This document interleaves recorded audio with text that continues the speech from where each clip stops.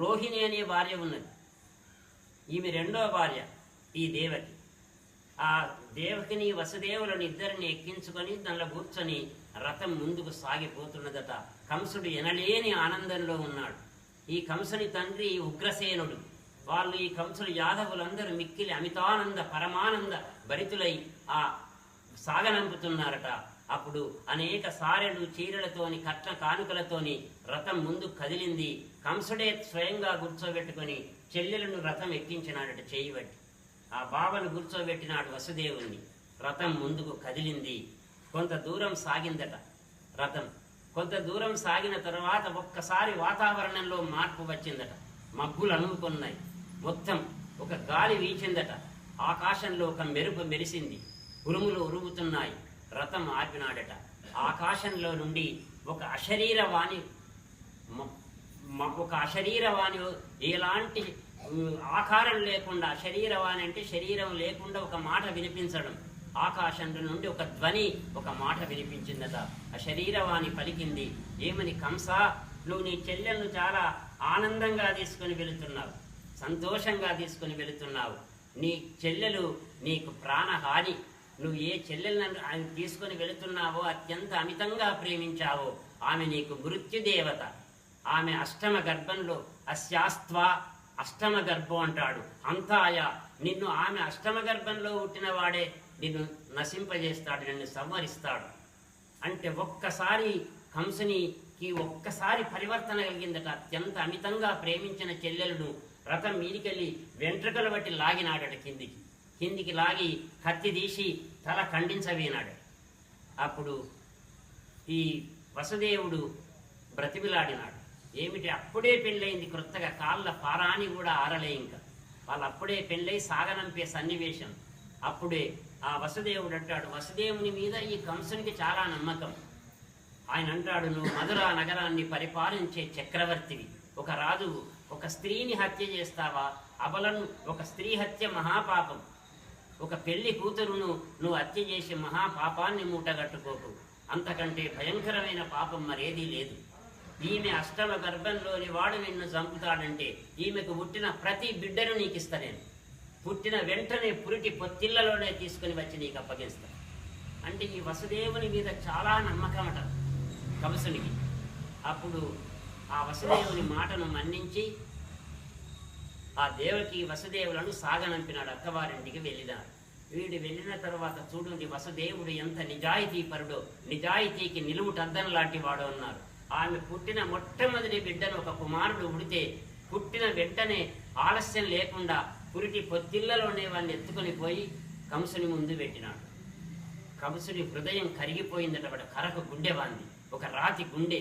అటువంటి రాక్షసుని గుండె కూడా కరిగి అన్నాడట, ఈ మొదటి బిడ్డతో నాకు ప్రమాదం లేదు, ఈ అష్టమ గర్భంతో నాకు ప్రమాదం 8వ సంతానంతో తీసుకొని వెళ్ళు అన్నాడు. నాకు అక్కరలేదు, నేను వీడిని తీసుకొని వెళ్ళు అంటే ఆ పిల్లవాడిని తీసుకొని వెళ్ళినాడు. కంసుడిగా మారినాడని వీడు అనుకున్నాడు. దుర్మార్గులు మారితే అప్పటిదప్పుడేనట. వెంటనే వాడు ఎప్పుడు మారుతాడో, ఎప్పుడు ఎలా ఉంటాడో తెలియదు. వీడు వెంటనే ఆలస్యం లేకుండా ఇంతలో నారదుడు అక్కడికి వచ్చినాడు. ఈ నారదుని పని ఏమిటంటే జగత్ కళ్యాణం చేయడం నారదుని పని. నారదుని పని 2 పనులని చెప్పినారు. గాతే గాతే ఫిర్నా, ఫిర్తే ఫిర్తే గానా అని. తిరుగుతూ తిరుగుతూ పాడడం, పాడుతూ పాడుతూ తిరగడం. నిరంతర సతత నారాయణ శబ్దముప్ప అంటాడు. నిరంతరం నారాయణ అనే 4 అక్షరాలు, 4 వేదాల సారభూతమైన ఈ నారాయణ అనే పదంతో త్రిలోకాలు సంచరించేవాడు కంసుని దగ్గరికి వచ్చి, కంస, దేవతలందరూ యాదవ కులంలో పుట్టినారు నిన్ను చంపడానికి. దేవతలందరూ ఒక్కొక్కరు ఈ కులంలో పుడుతున్నారు కాబట్టి నువ్వు చాలా జాగ్రత్తగా ఉండాలి. శత్రువుని ఎప్పటికీ జాలి దలిచి వదిలిపెట్టదు. ఇప్పుడు ఒక చిన్న మినుగురు పురుగు, ఒక నిప్పు రవ్వ ఉంటే అది చిన్నదే రవ్వ అని అనుకోవద్దట. ఆ రవ్వ పెరిగి మొత్తం అంతా కాల్చివేస్తుంది. అందుకొరకే శత్రుశేషం, రుణశేషం, అగ్నిశేషం వీటిని ఉంచరాదట. ఏ కొంచెం ఉన్నా ప్రమాదమే. అందుకొరకే నువ్వు జాలి దలచద్దు అంటే వెంటనే వాని హృదయం మారిపోయిందట. దేవకి వసుదేవులను ఇద్దరిని తీసుకొని వచ్చి చెరసాలలో బంధించండి. చెరసాలలో బంధించి ఆ పిల్లవాడిని వాడు చంపడమే, ఆ పిల్లవాడిని ఇట్లా పైకి ఎత్తి వాడిని ఒక్కసారి కత్తితో 2 ముక్కలుగా నరికి వేసేవాడట. ఆ పిల్లవాడిని చంపేసినాడు, ఆ పుట్టినటువంటి బిడ్డను. వీళ్ళిద్దరిని చెరసాలలో వేసి పక్కడు బందీ వ్యూహం ఏర్పరిచినాడట. దురత్యయ అన్నాడు. దానికి పెద్ద పెద్ద కవాటాలు, పెద్ద తలుపులు బిగించినాడు, వాటికి తాళాలు బిగించినాడు. అనేకమైనటువంటి రక్షక అడుగడుగున ఒక భటుని నియమించినాడు. ఏ శబ్దం జరిగిన అందులో చీమ కూడా ప్రవేశించడానికి వీలులేదు. అక్కడ ఏది జరిగినా ఆ దేవకి ప్రసవించిన వెంటనే ఆలస్యం లేకుండా వచ్చి నాకు తెలియపరచాలి. అందుకొరకే చూడు, పిల్లవాడు కానీ ఆడపిల్ల కానీ పుట్టిన వెంటనే ఏడవాలట. వాడు ఏడిస్తే మనం నవ్వుతామట, సంతోషంగా ఆరోగ్యంగా ఉన్నట్టు లెక్క. వాడు ఏడవలేదు, మనం ఏడుస్తామట, వాడు చనిపోయినట్టు లెక్క. పుట్టగానే క్యారుమనలేని బిడ్డ చచ్చినదనుటకేమైన సందేహమా అంటాడు. పుట్టినాక వెంటనే ఏడవారి పిల్లవానికి ఆరోగ్యం. అది బాలానాం రోదనం బలం అన్నారు. పిల్లవాడు పుట్టిన తర్వాత ఏడవాలి, పిల్లనైనా ఆడపిల్లైన ఎవరైనా. ఇక్కడ వెంటనే శిశువు జన్మించిందంటే ఏడుస్తుంది. ఏడ్చిన వార్త వెంటనే ఆలస్యం లేకుండా నాకు తెలియపరచాలి. నేను వెంటనే వచ్చి వాడిని చంపివేస్తా, నరికివేస్తా. ఇది వాడు ఏర్పరచుకున్న ప్రణాళిక. పక్కడ బందీ వ్యూహం ఏర్పరిచినాడు. ఇట్లా 6 పుట్టినారు, ఒక్కడిగా 6 కుమారులు పుడితే 6 కుమారులను వాడు చంపివేశాడు. మనకు ఒక కథ చెప్తారు, ఏమిటంటే వసుదేవుడు పోయి గాడిద కాళ్ళు పట్టుకున్నాడని ఒక కథ మీరు విని ఉంటారు. ఇది భాగవతంలో ఎక్కడ లేదు, కట్టు కథ బట్టి పిట్ట కథ, ఇది ఎక్కడ లేనటువంటిది. ఎందుకంటే వాడు గాడిదను ఏర్పరిచిండు. అక్కడ దేవకి ప్రసవించిన వెంటనే ఆ గాడిద ఓన్రా పెట్టేది, ఈ కంసునికి తెలిసేది. అందుకొరికే నువ్వు ఓన్రా పెట్టకుని ఆ గాడిద కాళ్ళు పట్టుకున్నాడు వసుదేవుడు అని ఓ కథ జనంలో ప్రచారంలో ఉన్నది కథ. ఆ కథలో సారం లేదు, ఆ కథ లేదు వాస్తవంగా భాగవతంలో. మూల భాగవతం వ్యాస భాగవతంలో లేదు, ఈ పోతన భాగవతంలో లేదు, ఏ భాగవతంలో లేదు. అది బట్టి కథ మాత్రమే. అయితే ఇక్కడ వెంటనే ఏం జరిగింది అంటే 6 చంపివేసిండు వీడు. ఇక 7వ గర్భం. ఈ 7వ దానిలో ఎవరు పుట్టినారంటే ఆదిశేషుడే పుట్టినాడు. ఆదిశేషుడు బలరామునిగా వస్తాడు 7వ దానిలో. రామావతారంలో ఆదిశేషుడు లక్ష్మణుడిగా వచ్చినాడు తమ్మునిగా. ఇక్కడ కృష్ణావతారంలో అన్నగా వస్తాడు, అదే ఆదిశేషుడు. ఆదిశేషుడు ఈ దేవకి గర్భంలో ప్రవేశించినాడు. గర్భంలో ప్రవేశించిన తర్వాత వెంటనే శ్రీమన్నారాయణుడు యోగమాయను పిలిచినాడు. యోగమాయ అంటే దుర్గా అమ్మ పార్వతి. ఆ యోగమాయను పిలిచి, నువ్వు యశోదకు జన్మించు ఆడపిల్లగా. నువ్వు అక్కడ యశోదకు ఆడపిల్లగా నువ్వు జన్మించాలి. నేను ఇక్కడ ఈ 7వ గర్భాన్ని ఏం చేయాలంటే, 7వ గర్భం దేవకి గర్భంలోని ఈ పిండాన్ని లాగి అక్కడ రేపల్లెలో ఉన్న రోహిణీ గర్భంలో ప్రవేశపెట్టాలి. వసుదేవుని మరో భార్య రోహిణి. ఆ రోహిణీ గర్భంలో ప్రవేశపెడితే 7వ గర్భం పోయింది అంటారు. అంటే గర్భస్రావమైంది, 7వ గర్భం లేదు. అది వానికి 8వ గర్భం అని తెలియకుండా చేయాలి అసలు. అప్పుడు 7వ గర్భంలో ఉంటే యోగమాయ తన శక్తి ద్వారా ఆ దేవకి గర్భంలోని ఈ 7వ గర్భాన్ని తీసుకుని వెళ్ళి రోహిణీ గర్భంలో ప్రవేశపెట్టింది. ఆ యోగమాయే మళ్ళీ ఇక్కడ యశోదకు ఆడపిల్లగా పుట్టింది. అందుకొరకే కృష్ణుడే చెప్తాడు, మా అక్క అక్కడ ఉట్టుడు చేత నేను బ్రతికినానంటాడు దేవీ భాగవతంలో. మా అక్క అంటే పద్మనాభ సహోదరి అని మనం లలితా సహస్రనామంలో చదువుతాం. అమ్మ ఎవరంటే ఆ సాక్షాత్ శ్రీమన్నారాయణుని చెల్లెలు అక్క. నారాయణి అంటే ఆమె, నారాయణుడు అంటే ఆయన. అందుకొరికి అన్నా చెల్లెళ్ళకి ఇట్లా ఎక్కడ లేదు పేరు. నారాయణి అంటే అమ్మ, నారాయణుడు అంటే విష్ణువు. అందుకొరికి అక్కడ ఉట్టు అని చెప్తే ఆ విధంగానే ఈ దేవకి గర్భంలో ఉన్న శిశువును లాగి దాన్ని ఆ రోహిణీ గర్భంలో ప్రవేశపెడతారు. రోహిణి ఎక్కడ ఉన్నది? ఈ రేపల్లెలో ఉన్నది. ఈ నందుడు యశోద ఉండేటువంటి చోటనే ఉన్నది. ఇప్పుడు 8వ గర్భం ధరించాలి. అప్పుడు ఆ శ్రీకృష్ణ సాక్షాత్తు చతుర్భుజాకారుడై శ్రీమన్నారాయణుడు ఆ దేవకి యొక్క చెరసాలలో సాక్షాత్కరిస్తాడు. కనిపిస్తే ఆ దేవకి వసుదేవులిద్దరు నమస్కారం చేస్తారు. అమ్మా, నేను నీ గర్భంలో ప్రవేశించినట్టు ఆమె గర్భంలో నుంచి బయటికి రాలే, ఆయన పుట్టలే, ఆయన అక్కడ సాక్షాత్కరించిండు. నేను నీకు 8వ గర్భంలో పుట్టబోతున్నా, 8వ గర్భంలో అంటే వాళ్ళు దేవకి వసుదేవులు ఇద్దరు ప్రార్థన చేశారు. ఈ వార్త కంసునికి తెలియపరచదు. సాక్షాత్తు పరమాత్ముడు పుట్టిన ఆ తల్లికి తల్లి ప్రేమ ఎంత గొప్పదో చూడుర్రి. కంసుని ద్వారా ప్రమాదం ఉన్నది, ఈ వార్తను కంసునికి తెలియపరచకుండా ఉండాలి అని ఆమె ప్రార్థన చేసింది అని చెప్పి ఒక్కసారి ఆమె ఏం చేసిందంటే ఆ 8వ గర్భం దేవకి ధరించిందనేటువంటి దేవకిలో ఆ అంశ ప్రవేశించినట్టయింది. అప్పుడు దేవకి ఒక అపూర్వమైన దివ్యమైన కాంతితో వెలగడం ప్రారంభించిందట. చెరసాలంతా ఒక దివ్య దీదులు ప్రసరించడం ప్రారంభించింది. ఓం నమో భగవతే వాసుదేవాయ. ఓం నమో భగవతే వాసుదేవాయ. ఓం నమో భగవతే వాసుదేవాయ. ఓం నమో భగవతే వాసుదేవాయ. ఓం నమో భగవతే వాసుదేవాయ. ఓం నమో భగవతే వాసుదేవాయ.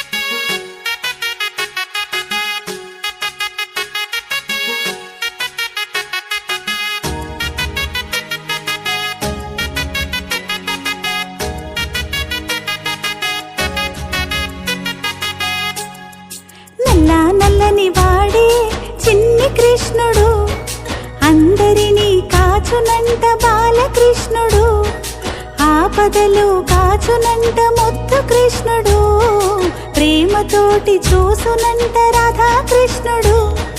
రాధాకృష్ణుడు ముద్దు కృష్ణుడు, రాధాకృష్ణుడు మా ముద్దు కృష్ణుడు. నల్లని వాడే చిన్ని కృష్ణుడు, అందరినీ కాచునంట బాలకృష్ణుడు. బాలకృష్ణుడు బాలకృష్ణుడు.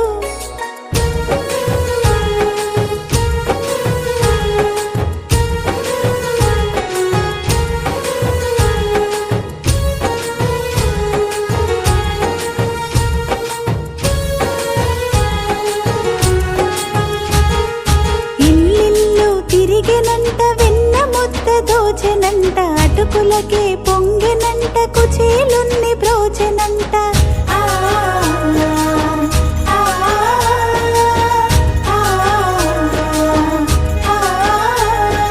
గోపికలతో ఆడెనంట, గోవుల కాపాడెనంట, గోవర్ధన మెత్తెనంట, జనులను కాపాడెనంట. యశోద తనయుడంట చిన్ని కృష్ణుడు, మనసును దోచెనంట చిన్ని కృష్ణుడు. నల్లని వాడే చిన్ని కృష్ణుడు, అందరినీ కాచునంట బాలకృష్ణుడు బాలకృష్ణుడు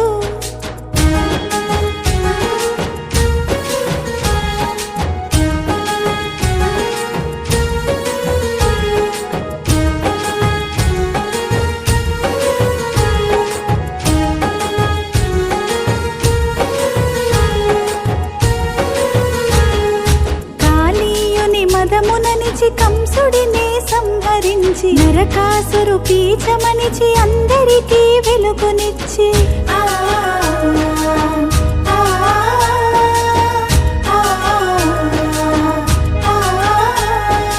ఆర్తజనులకు అభయమిచ్చి కొంగు బంగారమై కథలన్నీ వినుకుంటూ నేను మరిచి తిని ఇంటింటా నిలిచావు చిన్ని కృష్ణయ్య మా పూజలందుకోవయ్యా చిన్ని కృష్ణయ్య నల్లని వాడే చిన్ని కృష్ణుడు అందరినీ కాచునంట బాలకృష్ణుడు ఆపదలు కాచునంట ముద్దు కృష్ణుడు ప్రేమతోటి చూసునంట రాధాకృష్ణుడు రాధాకృష్ణుడు ముద్దు కృష్ణుడు రాధాకృష్ణుడు మా ముద్దు కృష్ణుడు రాధాకృష్ణుడు ముద్దు కృష్ణుడు రాధాకృష్ణుడు మా ముద్దు కృష్ణుడు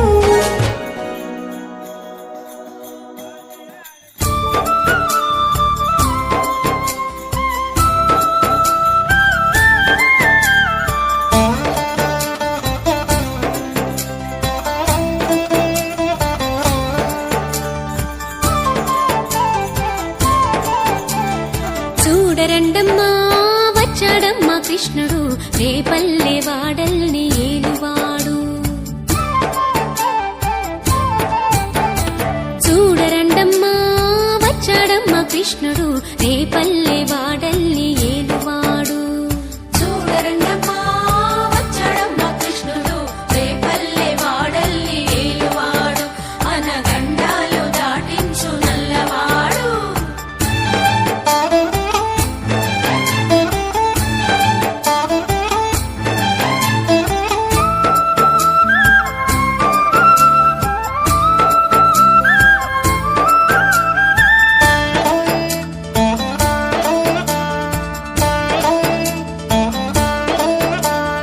తారంగాలు ఆడేవాడు పిల్లన క్రోవి ఊదేవాడు వచ్చాడమ్మా వెన్నెల దొంగోడు తారంగాలు ఆడేవాడు పిల్లన గ్రోవి ఊదేవాడు వచ్చాడమ్మా వెన్నెల దొంగోడు చూడరండమ్మా వచ్చాడమ్మా కృష్ణుడు రేపల్లె వాడల్ని ఏలువాడు చూడరండమ్మా వచ్చాడమ్మా కృష్ణుడు రేపల్లె వాడల్ని ఏలువాడు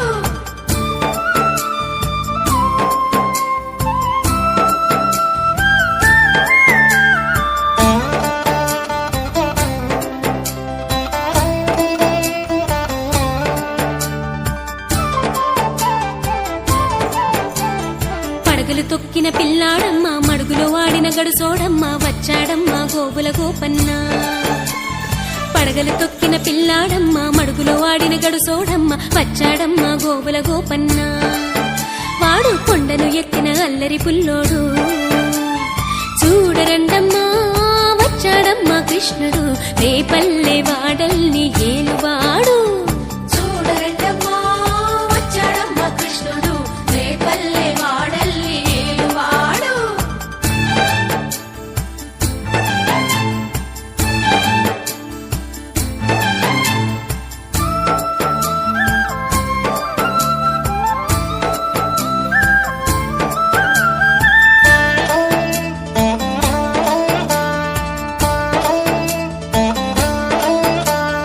చీరలు దోచిన చిన్నోడమ్మ గారడి చేతల పిడుగోయమ్మ వచ్చాడమ్మ కిటుకుల కిట్టయ్యా చీరలు దోచిన చిన్నోడమ్మ గారడి చేతల పిడుగోయమ్మ వచ్చాడమ్మ కిటుకుల కిట్టయ్యా చూడరండమ్మా వచ్చాడమ్మా కృష్ణుడు రేపల్లె వాడల్ని ఏలువాడు చూడరండమ్మా వచ్చాడమ్మా కృష్ణుడు రేపల్లె వాడల్ని ఏలువాడు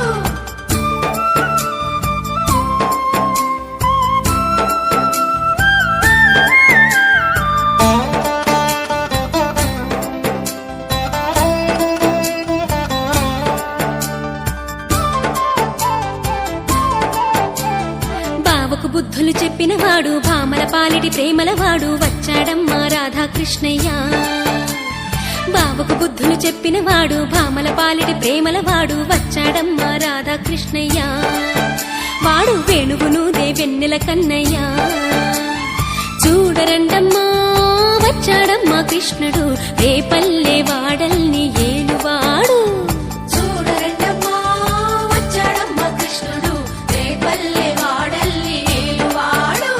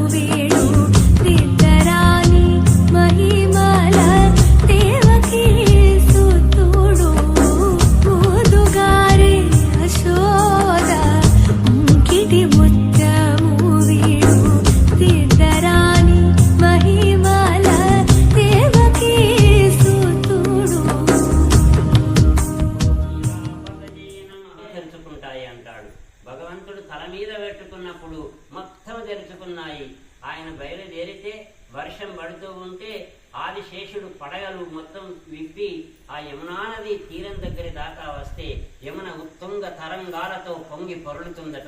ఆ ఒడ్డు ఈ ఒడ్డు దాటడానికి శక్యంగానటువంటి రీతిలో ఒక్కసారి యమున రెండుగా చీలిపోయిందట.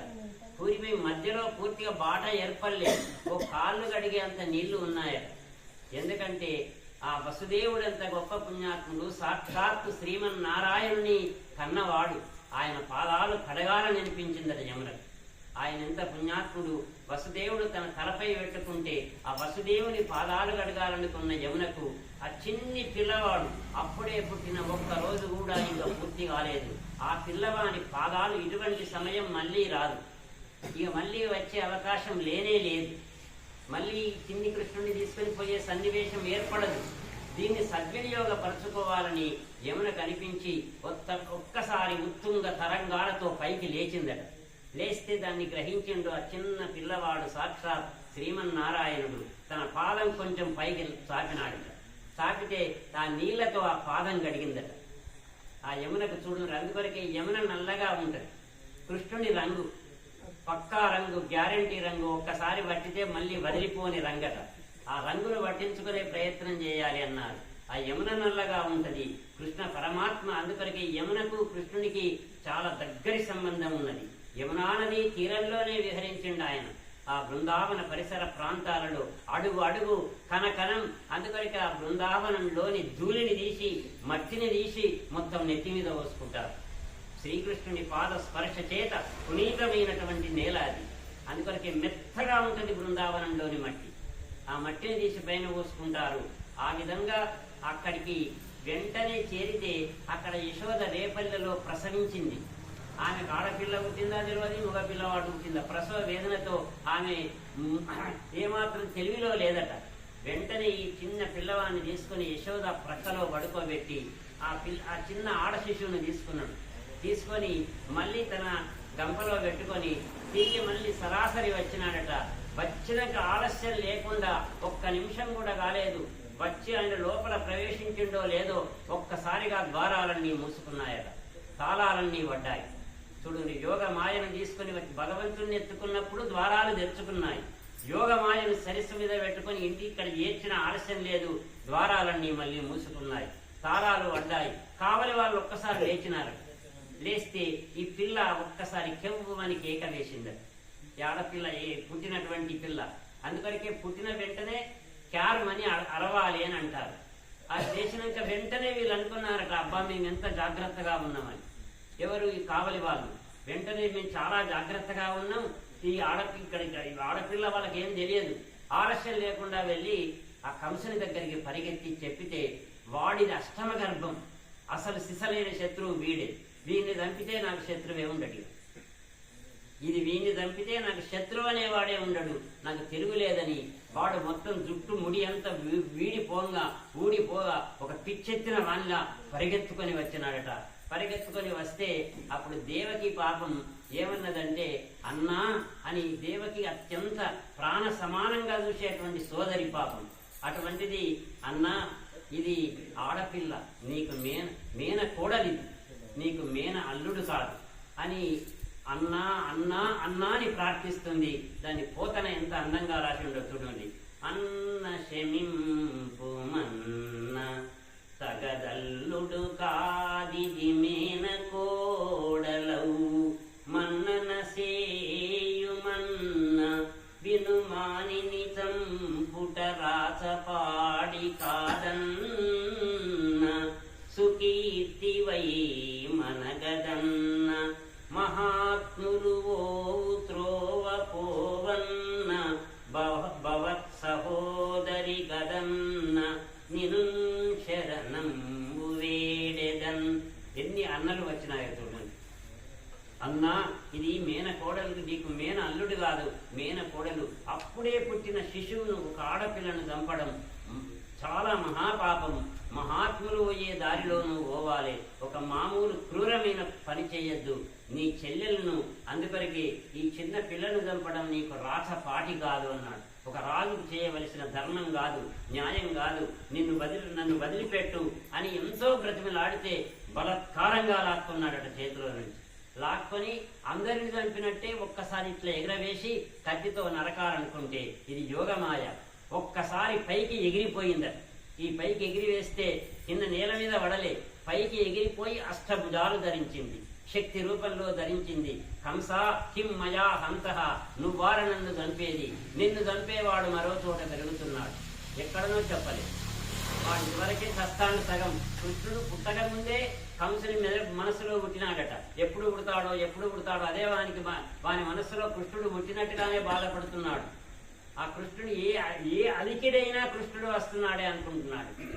అందుకొరకే నేను చంపేవాడు మరో చోట పెరుగుతున్నాడనే వార్త విన్న తర్వాత వాని హృదయం మారిపోయిందట. పైన అష్టభుజాలు ధరించిన శక్తి రూపంలో ఆమె కనిపించి, నువ్వార నన్ను చంపేది అని ఆ యోగమాయ ఎప్పుడు చెప్పిందో కంసుని హృదయంలో ఒక పరివర్తన వచ్చిందట. వెంటనే దేవకి వసుదేవులకు నమస్కరించినాడు. నమస్కరించి వాళ్ళను చెరసాల నుంచి విడుదల చేశాడు. నేను ఇదివరకే ఇంతమంది నీకు పుట్టిన ప్రతి బిడ్డను 6గురిని చంపినాను. నేను 6 పిల్లలను అప్పటికప్పుడే పుట్టిన రోజునే నేను నరికివేసి శిశు హత్య చేసి మహాపాపం మూటగట్టుకున్న నా పాపానికి నిష్కృతి లేదు అంటాడు.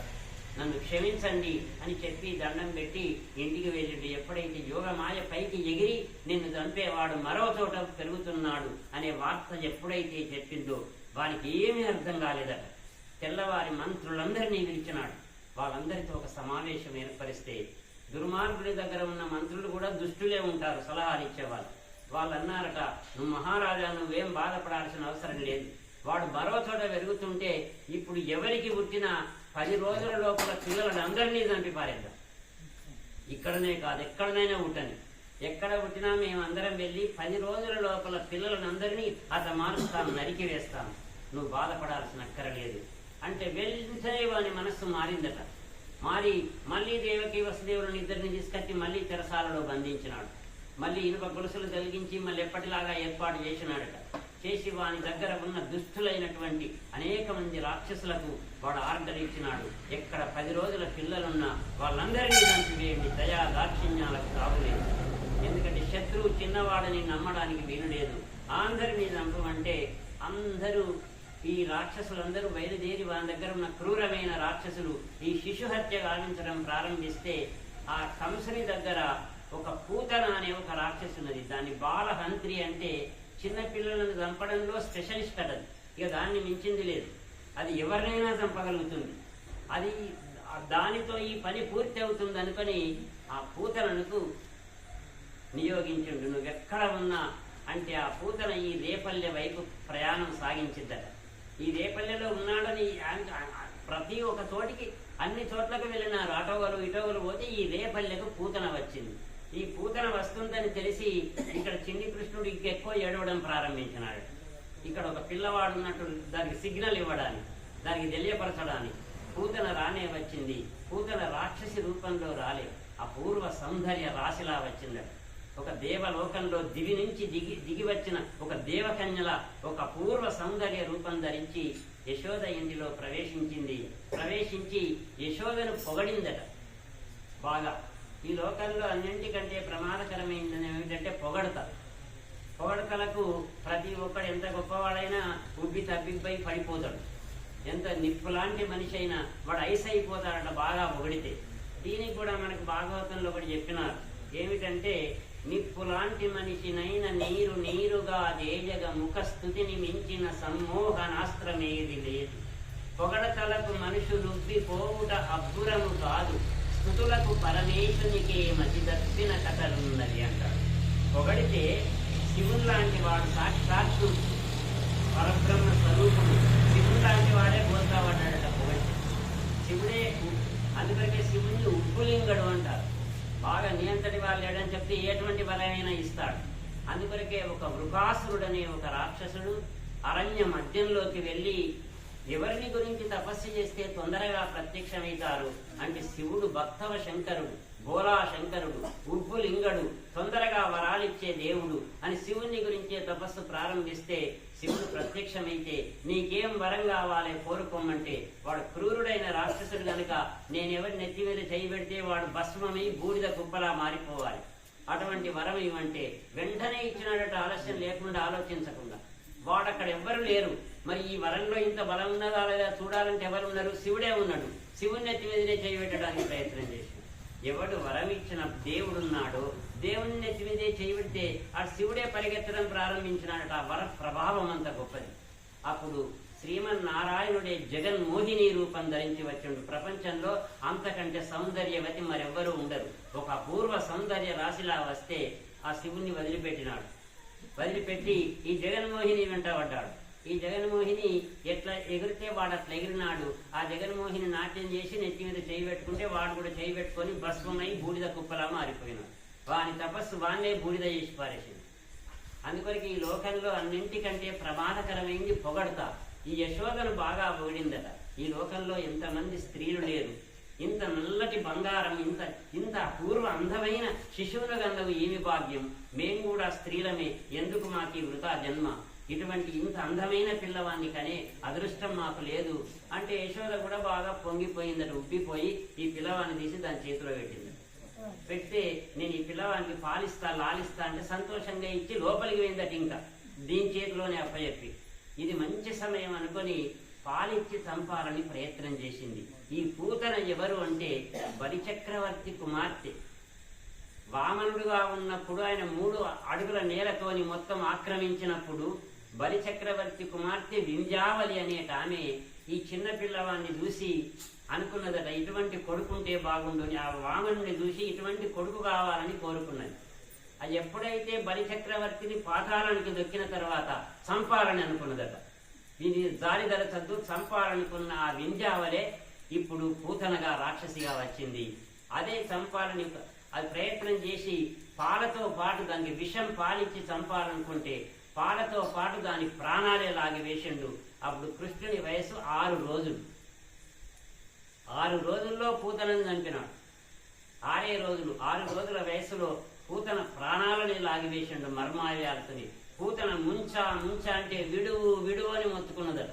వీడి నేను చంపుడు కాదు, వీడే నన్ను చంపేటట్టున్నాడు, నా ప్రాణాలు లాగేస్తున్నాడు అంటే మొత్తం దాని ప్రాణాలే లాగేసి పూతనను చంపితే పూతన చనిపోయేటప్పుడు ఒక పర్వతాకారంగా ఒక పెద్ద ఆకారం ధరించి దాని యథార్థ రూపాన్ని ధరించి నేల మీద పడ్డదట. పడితే ఆ ఇంటిలో నుండి బయటికి తీసుకొని రావడానికి సాధ్యం కాకపోతే దాని గొడ్డన్ల చేత నరికి దాని దేహంలోని ముక్కలన్నీ తీసుకొని వచ్చి దాన్ని కాల్చి వేస్తే దాని శరీరంలో నుండి ఒక అపూర్వమైన అద్భుతమైన సుగంధం వ్యాపించింది. పరమాత్ముని స్పర్శ చేత దాని శరీరానికి ఒక సుగంధమే వచ్చింది. దానికి కూడా మోక్షం ఇచ్చినాడు. చంపడానికి వచ్చిన కృష్ణుని దగ్గరికి ఎవరు వచ్చినా ఏ రీతిలో వచ్చినా అందరికీ మోక్షాన్ని ప్రసాదించిన పూర్వ అద్భుతమైన అవతారం కృష్ణస్తు భగవాన్ స్వయం. ఈ అవతారంలా మరొక అవతారంలో ఎందులో జరగలేదు. ఎవరు వచ్చినా వాళ్ళకు మోక్షం ఇచ్చిండు. ఆ పూతనకు కూడా మోక్షాన్ని ప్రసాదించిండు. 6 రోజుల్లోనే చిన్న బాల్య దశలోనే ఆయన ఏ వయసులో ఎవరెవరిని చంపినాడు, ఎట్లా చంపినాడు. దాదాపు 1 కాదు 2 కాదు 30 హత్యా ప్రయత్నాలు చేయించాడు వాడు కంసుడు. 30 మంది రాక్షసులను చంపితే పెయినవాడు. ఈ పూతన ఎప్పుడైతే చనిపోయిందనే వార్త ఈ కంసునికి తెలిసిందో వానికి పిచ్చి లేచిందటి. ఈ పూతన లాంటి ఇంత బలవత్తరమైన రాక్షసిని ఒక 6 రోజుల పిల్లవాడు చంపినాడు. ఇది చరిత్రలో ఒక అపూర్వ అద్భుతమైన ఘట్టం. ఇది ఎక్కడ జరగనటువంటిది. కృష్ణుడు బాల్య దశలోనే అనేక మహిమలను ప్రదర్శించినాడు. పూతనను చంపిన తర్వాత ఇక వాడు అనుకున్నాడు, ఏ రీతిలోనైనా ఆ పిల్లవాడిని ఇక్కడ ఉన్నటువంటి తెలిసిపోయింది. రేపల్లెలోనే ఉన్నాడు, ఒక 6 రోజుల శిశువే చంపినాడు కాబట్టి అక్కడికే వెళ్ళాలి, ఎక్కడికి కాదు. వెళ్ళి మొత్తం వాడిని ఏ విధంగానైనా చంపాలని అనేక మంది రాక్షసులు, ఒక శకటాసురుడు, తృణావర్తుడు, ధేనుకాసురుడు, ప్రళంబాసురుడు అని ఇట్లా లెక్కలేక బకాసురుడు, ఇట్లా లెక్కలేనంత మంది రాక్షసులను చంపినాడు. అందరినీ చంపినాడు కృష్ణుడు. ఆయన చిన్న వయసులోనే ఏ వయసులో ఏది చంపినాడో శ్రీకృష్ణుని ఆ బాల్య లీలను భాగవతం అద్భుతంగా వర్ణించింది. ఈ పూతలను సంహరించినటువంటి ఘట్టంతో ఇవాళ పూర్తి చేసి రేపు మళ్ళీ శ్రీకృష్ణుని లీలలు ఆయన ఎట్లా చేసిండు, ఆ వెన్న దొంగతనం అవన్నీ రేపు చెప్పుకుందాం. జై శ్రీమన్నారాయణ.